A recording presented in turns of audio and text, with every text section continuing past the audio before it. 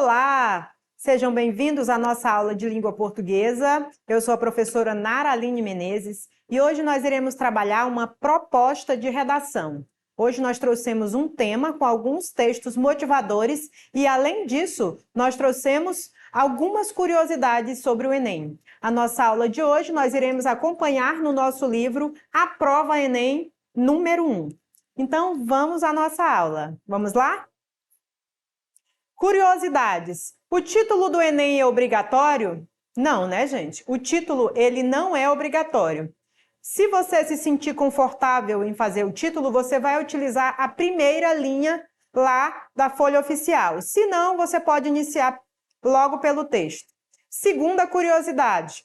Posso escrever com letra de forma? Essa é uma pergunta muito recorrente, porque alguns candidatos só escrevem com letra de forma. E aí eu posso, professora, escrever com letra de forma? Sim, né, gente? Pode sim. Só que é necessário que você diferencie as letras maiúsculas das letras minúsculas. Então, assim, não há problema nenhum desde que a sua redação esteja legível, tá? Terceira pergunta. Posso usar a primeira pessoa do plural? Lembrando que a primeira pessoa do plural é a família do nós, né?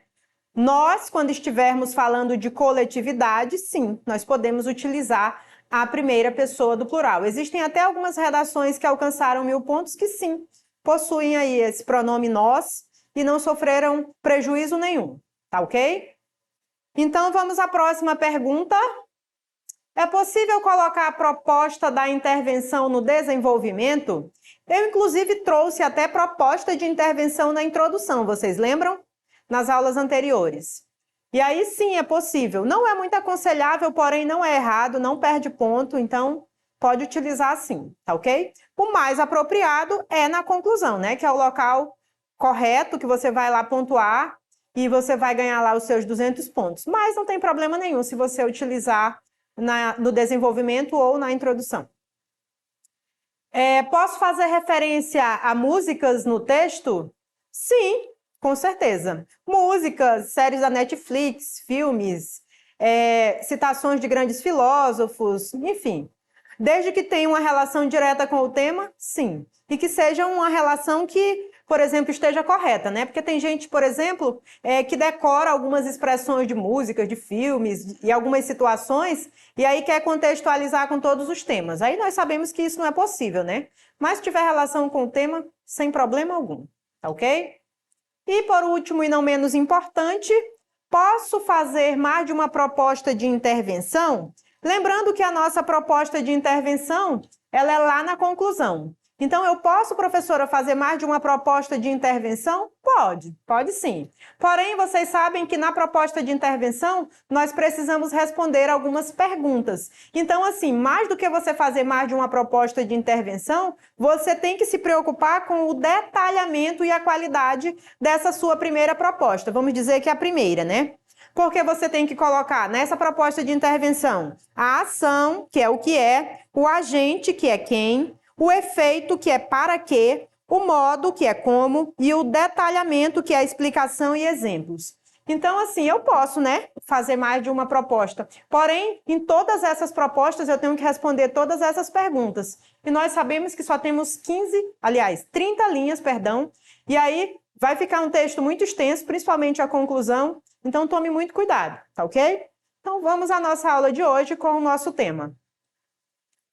E o nosso tema de hoje, ele está presente lá na página 53 e na página 54. Abram os livros de vocês aí. É a nossa proposta número 1.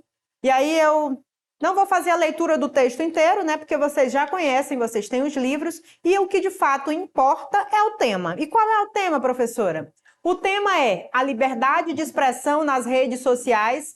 O internauta pode tudo? Esse é um tema super atual, né? Faz um tempinho que ele não cai, ele pode se repetir, não no sentido literal de como ele já foi trabalhado anteriormente, mas ele pode ser reinventado. E aí, gente, o internauta, ele pode tudo? A liberdade de expressão, ela é absoluta? Existe algum direito absoluto? Né? Porque nós temos um arcabouço de leis e os nossos direitos, eles são absolutos? Vamos descobrir. E aí nós temos o primeiro texto motivador, lembrando que se você não tiver conhecimento nenhum sobre o tema, não se preocupe, porque vem sempre alguns textos motivadores para te nortear. Então, assim, não fique nervoso na hora da prova, porque vai dar tudo certo, que os textos motivadores, eles estão aí para isso.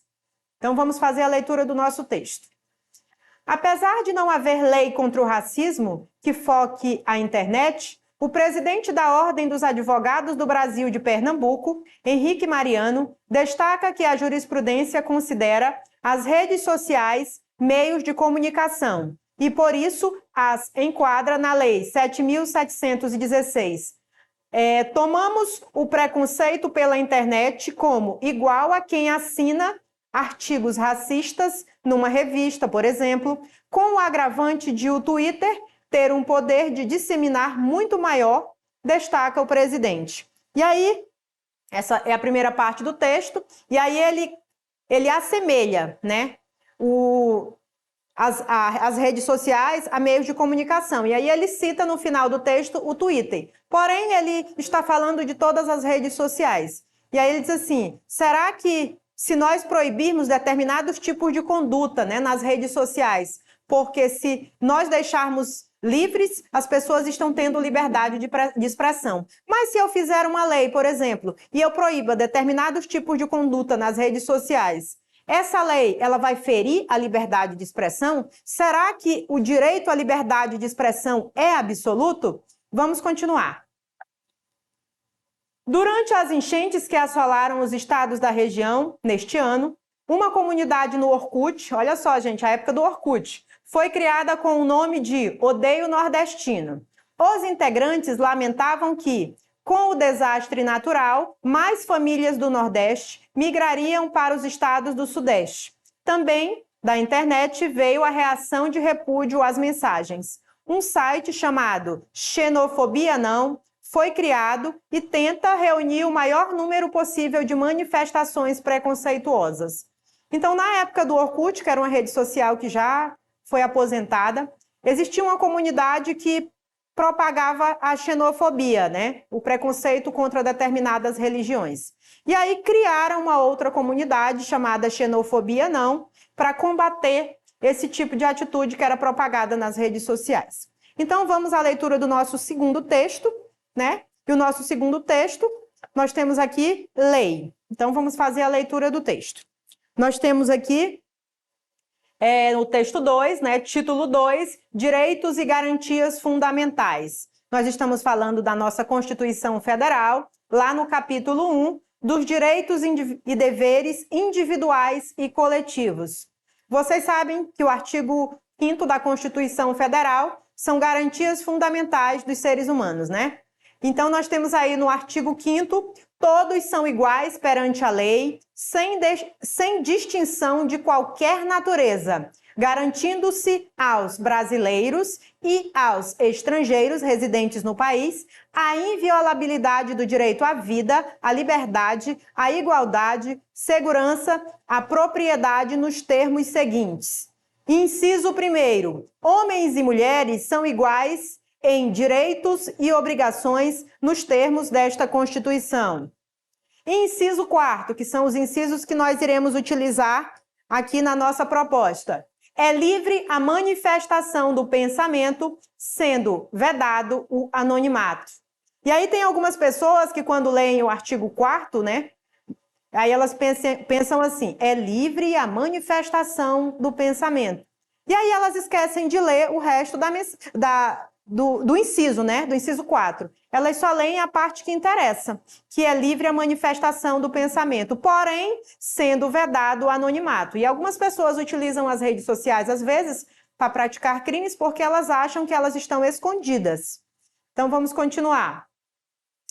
É assegurado o direito de resposta proporcional ao agravo, além da indenização por dano material, moral ou à imagem. Então, quando vocês observam, às vezes, algum jornal, alguma revista que publica algum tipo de informação falsa, é obrigado ela publicar uma retratação, porque o direito de resposta é proporcional ao agravo. Então, assim, se você publicou alguma coisa que seja falsa e vai ferir a dignidade de alguém, a pessoa, às vezes, ela entra com a ação, na maior parte das vezes, ela ingressa com a ação, e essa ação, ela pode ser por dano material, dano moral ou dano à imagem mesmo, tá? Então, assim, nada fica impune, porque as leis estão aí para isso, tá ok? E nós temos aí o próximo inciso. A prática de racismo constitui crime inafiançável e imprescritível, sujeito à pena de reclusão nos termos da lei. Nós temos o artigo 5º e alguns incisos que vão servir como texto base para o nosso tema, tá ok? Então, vamos dar continuidade. Além desses dois textos, nós ainda temos uma imagem. Essa imagem, ela está lá presente na página 54. E aí, Homem com Máscara, do grupo ativista Anônimos, que luta pela liberdade online. Na verdade, o que acontece? Nos últimos tempos, com o advento da internet, algumas pessoas têm se aproveitado e praticado alguns crimes porque acham que elas estão escondidas atrás da tela de um computador, ou do celular, ou do notebook, enfim. Então, como elas acham que elas não podem ser rastreadas, elas acreditam que podem praticar qualquer tipo de crimes. Mas aí, gente, nós podemos vedar a liberdade de expressão dessas pessoas? Será que tudo é permitido na internet? E aí eu trouxe um texto para nós comentarmos aqui, tá? E aí nós temos aqui, a liberdade de expressão prevista constitucionalmente mostrou-se fundamental para a evolução da sociedade. Nós precisamos sim da liberdade de expressão, pois todo cidadão que tem voz é capaz de veicular suas ideias e pensamentos e atingir um número incontável de pessoas. Então nós sabemos que nas redes sociais nós alcançamos um número muito grande de pessoas, principalmente a pessoa que trabalha com isso. Então, assim, é muito perigoso aquilo que a gente veicula, principalmente se a informação não for verdadeira. E aí, continuando. Mas, nesse contexto, é possível colocar limites à liberdade de expressão? Tem-se observado com frequência que muitos usuários das redes sociais a utilizam para promover ofensas, propagar notícias e acontecimentos falsos ou até mesmo para praticar bullying. Acredito que alguns de vocês já tenham observado na rede algumas práticas criminosas, né? As pessoas praticando ofensa, racismo, bullying, xenofobia. Nós temos observado isso com frequência nas redes sociais. Porque o que nós observamos, e às vezes, na maior parte das vezes, as pessoas acham que é uma terra sem lei. E não é, gente. Todo mundo tem um identificador e aquelas mensagens elas podem ser rastreadas. Então, aquilo que você publica, você é totalmente responsável por ele. E se você, por exemplo, praticou algum crime de racismo, praticou algum bullying ou algo semelhante, você pode responder por isso, ok? Vamos continuar. Assim, a liberdade de expressão não é inerente às redes sociais. Está limitada pelo princípio constitucional de proteção à honra e à imagem, cuja violação pode acarretar a possibilidade de reparação via danos morais ou materiais. O que eu acabei de falar, né? Aquilo que você fala, você responde. Assim, em síntese, é possível afirmar que ofensas propagadas por meio das redes sociais podem dar ensejo a ações judiciais por meio das quais o ofendido buscará não somente a exclusão do conteúdo ofensivo, mas também a indenização por tais ofensas. Então, nós temos observado dia após dia que algumas pessoas já estão sendo condenadas à prática de crimes porque propagam informações falsas e já tem sentenças de pagamentos, né? Tem algumas pessoas que já estão pagando indenizações milionárias e nós temos até acho que o Felipe Neto, se eu não me engano, ele é campeão das ações, ele está sempre ganhando ação porque alguém está sempre propagando alguma informação falsa sobre ele e aí ele entra com danos morais e na maior parte das vezes ele ganha. Então, assim, se você não tem assim muito dinheiro para dispor para os outros, eu acho melhor a gente pensar duas vezes antes, né, de propagar uma informação falsa, porque você corre o risco de responder por isso, né? Então, vamos continuar. Continuando. Então, se, de um lado, as redes sociais democratizaram a exposição de opiniões, de outro, permitiram que pessoas mal intencionadas pudessem encontrar refúgio no pretenso anonimato por elas proporcionado para propagar ofensas. Então, assim, por um lado, nós observamos que existem pessoas muito tímidas que publicamente elas quase não falam. Porém, quando elas estão diante da tela de um computador, nas redes sociais, elas se sentem escondidas e elas acham que têm liberdade de fazerem o que querem. Gente, tome muito cuidado, porque tudo pode ser rastreado. E aquilo que foi apagado pode ser recuperado. Então, assim, não pense você que você está escondido, que ninguém pode descobrir o que você faz, porque pode, tá? Então, antes que você receba um processo, vamos ter muito cuidado, vamos checar a fonte e ver se realmente a informação é verdadeira, ok? Vamos continuar. Conquistamos com dificuldade a liberdade de expressão. Nós sabemos que, ao longo da nossa história, é uma história muito difícil, a história do Brasil, e aí não foi muito fácil, porém foi com muita dificuldade que nós conquistamos a liberdade de expressão. Mas vamos usar com consciência, tá? E aí nós temos aqui, ela é um direito constitucional e um esteio do pacto social.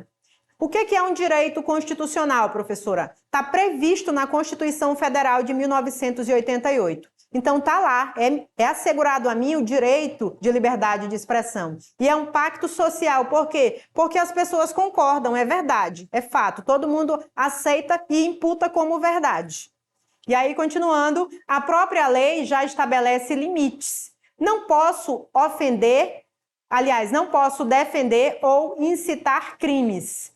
Não posso, em nome da liberdade de expressão, defender racismo ou violência contra mulheres ou pedofilia. Então, assim, independente de qualquer coisa, nós sabemos que nós precisamos respeitar os direitos humanos, os direitos do homem, né? Então, assim, eu não posso incitar a violência. Eu não posso defender a violência contra a mulher. Eu não posso defender pedofilia. Porque às vezes você diz assim, ai, professora, quem é que vai incitar a violência? Gente, é o que mais tem na internet. Quem é que vai defender a violência contra a mulher? Por incrível que pareça, recentemente foi veiculado nas redes sociais aí um vídeo de um juiz que simplesmente ignorou o fato da mulher sofrer violência doméstica como se a culpa fosse dela. Então, assim, querendo ou não, ele está, vamos dizer assim, defendendo, né? Porque o papel dele é agir nos rigores da lei. E ele não fez isso. Ele simplesmente ignorou o fato dela estar sofrendo esse tipo de violência. E para concluir, né, porque o nosso tempo já está terminando, nós temos aí uma frase que diz: a liberdade é ampla, mas não é absoluta. Eu quero que vocês saibam que nós temos um arcabouço de direitos na nossa Constituição Federal. A nossa liberdade é ampla, assim como todos os outros direitos, eles são amplos. Mas eu quero que vocês entendam que nenhum direito ele é absoluto. E, professora, o direito à vida, ele é absoluto? Nem isso, porque em tempos de guerra ele também não é absoluto. Então, você fique com essa reflexão, tome muito cuidado com aquilo que você publica. E outra, tome mais cuidado ainda com as suas fontes, porque algumas pessoas vão lá, dão um Google e acham que é uma informação séria. Gente, no Google você divulga qualquer tipo de informação, tanto verdadeiras quanto falsas. Então, cuidado com as suas fontes também. Eu espero que vocês, essa semana, já façam mais uma redação com essa temática. É importante treinar, porque é a prática que aperfeiçoa. Nós temos aqui no nosso livro A Prova Enem diversos temas de redação. Espero que um desses esteja no nosso tema desse ano, tá? Do Enem desse ano. E essa foi a nossa aula, tá? De língua portuguesa de hoje. Eu espero que vocês tenham gostado. E aí, até a próxima aula, tá ok? Acessem as nossas plataformas.